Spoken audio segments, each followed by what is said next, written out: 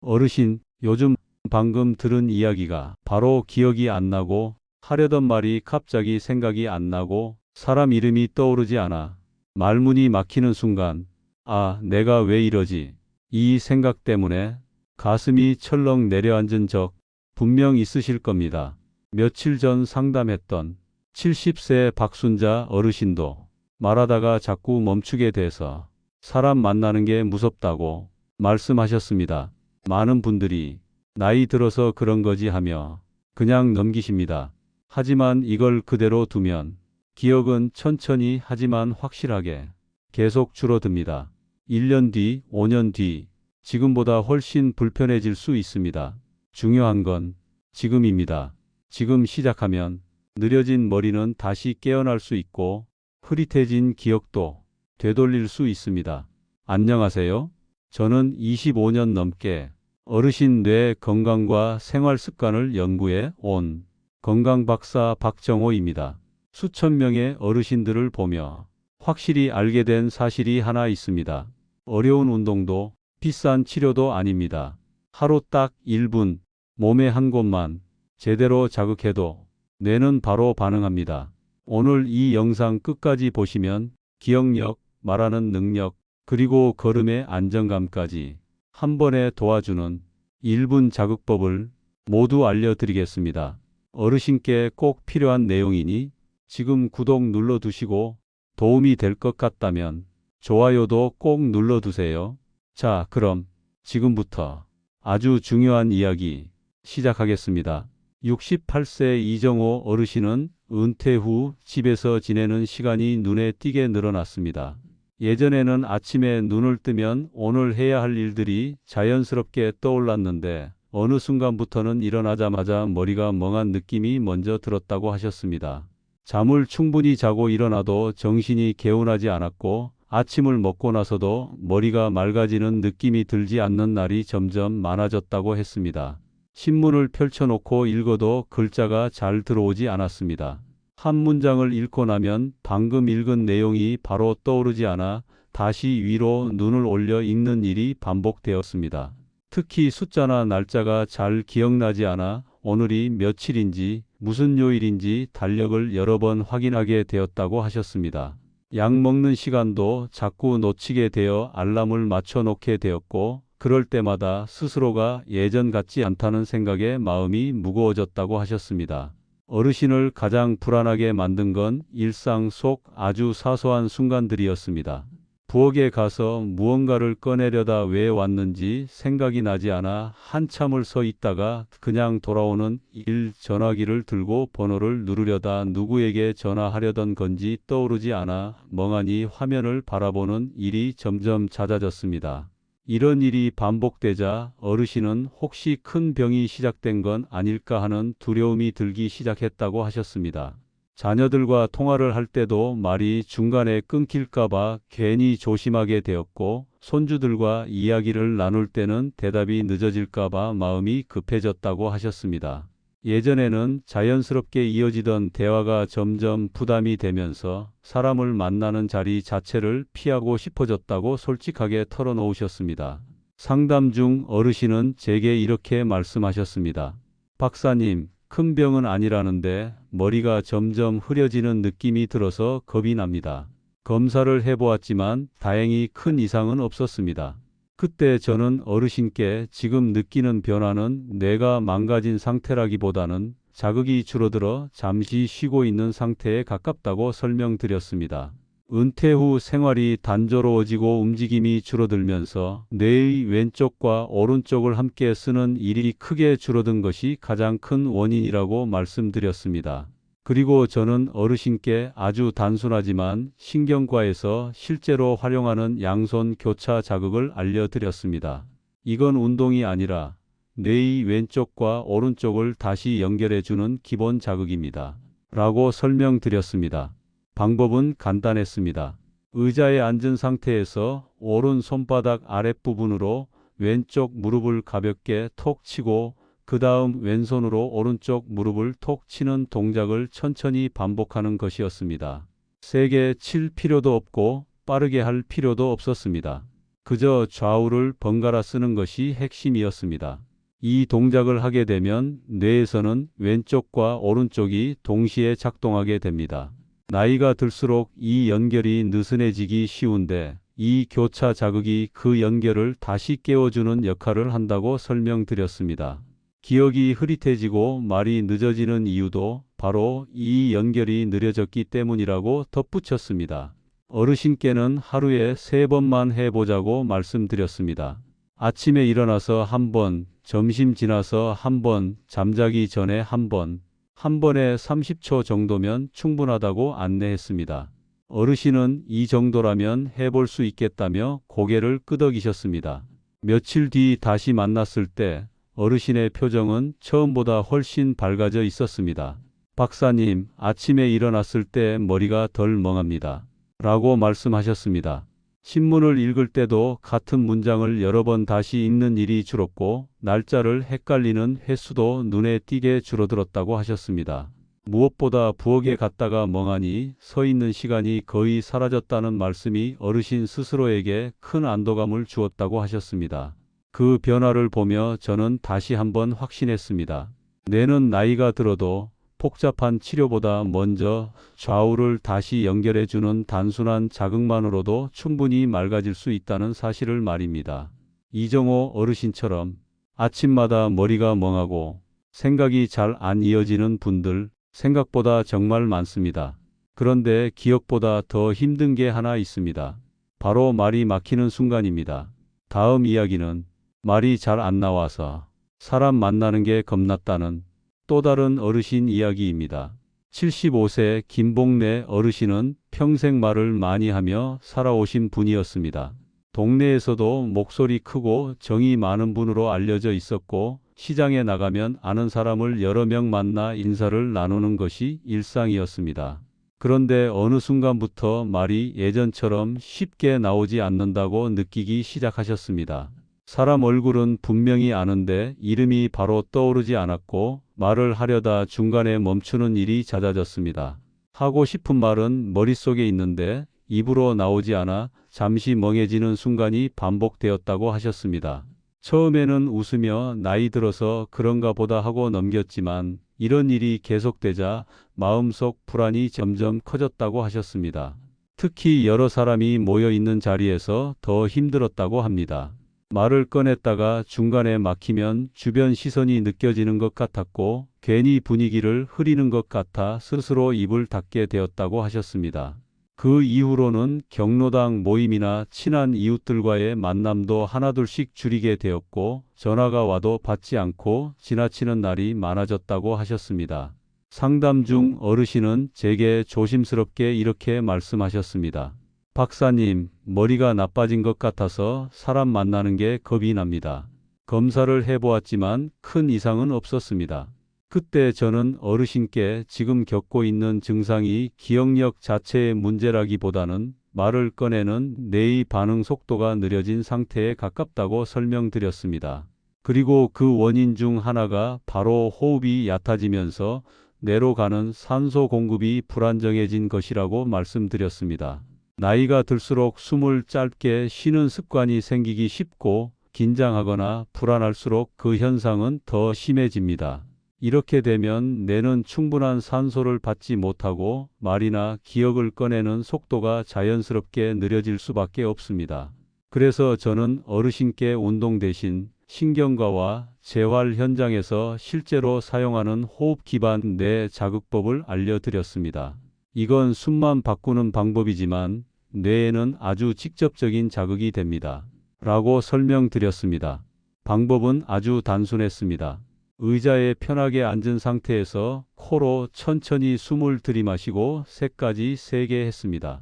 그 다음 입은 다문 채로 5가지 세며 천천히 숨을 내쉬도록 했습니다. 이 과정을 3번만 반복하게 했습니다. 힘을 줄 필요도 없고 어지러우면 바로 멈추도록 안내했습니다. 이 호흡은 뇌로 가는 산소 흐름을 안정시키고 과도하게 긴장된 신경을 가라앉히는 역할을 합니다. 특히 말을 꺼내기 전에 뇌가 잠시 멈추는 어르신들에게 매우 효과적인 기본 자극이라고 설명드렸습니다. 어르신께는 하루에 여러 번이 아니라 말을 해야 할 상황 전이나 아침과 저녁에 한 번씩만 해보자고 말씀드렸습니다. 이 정도면 부담 없이 할 수 있겠다며 고개를 끄덕이셨습니다. 며칠 뒤 다시 만났을 때 어르신은 먼저 이렇게 말씀하셨습니다. 박사님, 말이 막히는 순간이 조금 줄었습니다. 완전히 예전처럼 돌아온 것은 아니었지만 대화를 하다 멈추는 횟수가 눈에 띄게 줄었고 말이 이어지는 시간이 조금 더 길어졌다고 하셨습니다. 무엇보다 사람을 만나는 자리가 전보다 덜 두렵게 느껴진다는 말씀이 인상적이었습니다.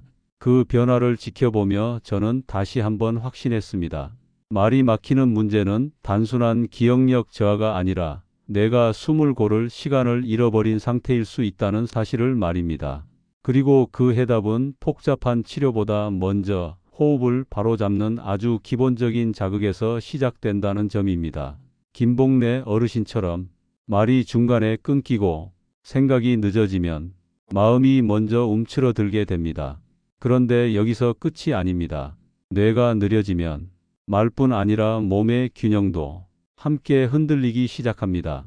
이번에는 걷는 게 불안해졌다고 하신 어르신 이야기입니다. 70세 박영수 어르신은 평생 몸을 많이 써서 일해 오신 분이었습니다.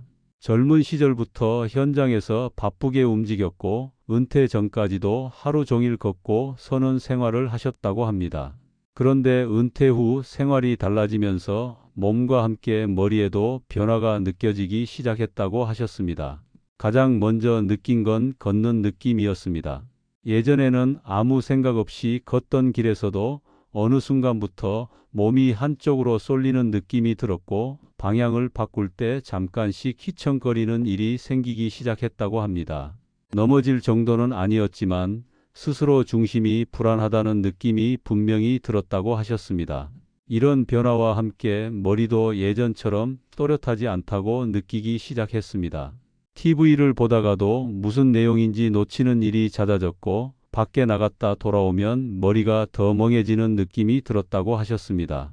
어르신은 그때를 떠올리며 몸이 피곤해서 그런 줄 알았는데 머리까지 함께 흐려지는 것 같아 불안했다고 말씀하셨습니다. 그 이후로 외출이 점점 줄어들었습니다.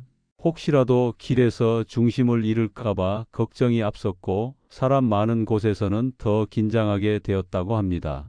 집에 있는 시간이 늘어날수록 움직임도 줄었고 그럴수록 머리도 더 둔해지는 느낌을 받았다고 하셨습니다. 상담 중 어르신은 제게 이렇게 말씀하셨습니다. 박사님, 다리가 문제인지 머리가 문제인지 모르겠습니다. 걷는 것도 불안하고 정신도 맑지가 않습니다. 검사를 해보았지만 다행히 큰 병은 없었습니다. 그때 저는 어르신께 지금 겪고 있는 증상이 다리 근력 문제라기보다는 뇌에서 균형을 잡아주는 회로가 둔해진 상태에 가깝다고 설명드렸습니다. 그리고 그 회로와 가장 직접적으로 연결된 것이 바로 눈의 움직임이라고 말씀드렸습니다. 많은 분들이 눈은 단순히 보는 기관이라고 생각하지만 실제로는 눈의 움직임이 뇌의 균형과 집중을 함께 담당합니다. 나이가 들수록 시선이 고정되고 눈을 움직이는 일이 줄어들면 뇌의 균형 회로도 함께 느려질 수 있다고 설명드렸습니다. 그래서 저는 어르신께 운동 대신 신경과와 재활 현장에서 실제로 사용하는 눈 움직임 기반 뇌 자극법을 알려드렸습니다. 이건 눈을 움직이는 것 같지만 실제로는 뇌의 균형 회로를 깨우는 자극입니다. 라고 말씀드렸습니다. 방법은 아주 간단했습니다.